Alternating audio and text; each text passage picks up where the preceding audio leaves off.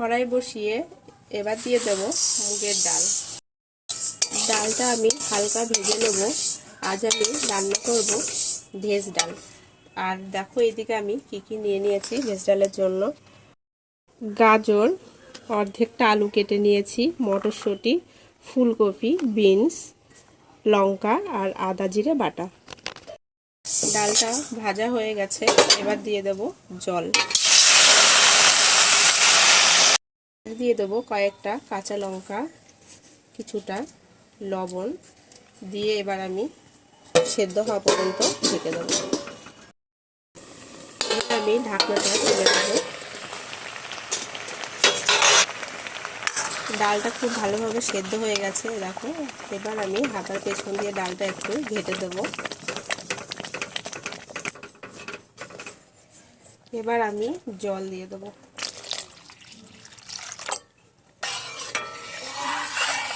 এদিকে ডালটা হতে থাক আর এদিকে আমি ভেজ ডালের যে উপকরণগুলো নিয়েছিলাম সেটা আমি ভাজবো।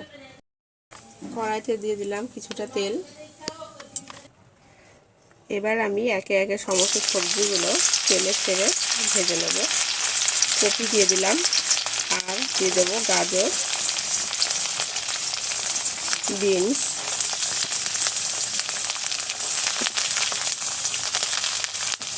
আলু, লবণ, হলুদ দিয়ে আমি সবজিটা ভালো করে ভেজে তুলে নেব।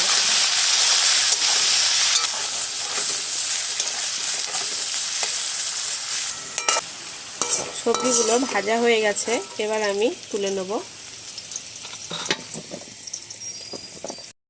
ওই তেলে ফোড়নের জন্য দিয়ে দেবো শুকনো লঙ্কা, তেজপাতা আর গোটা জিরে।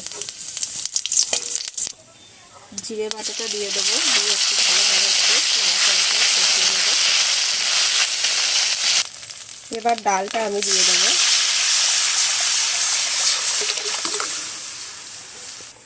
ভেজে রাখা সবজিটাও আমি এখন দিয়ে দেবো ডালে। দিয়ে দেবো স্বাদ মতো লবণ আর দিয়ে দেবো চিনি। একটু নাড়াচাড়া করে মিনিট 5 ফুটিয়ে নেব।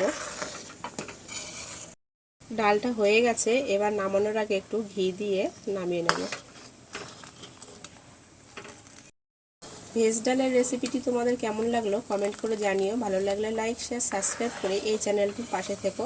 চলো তোমাদের সঙ্গে আবার কোনো অন্য রেসিপিতে দেখা হবে।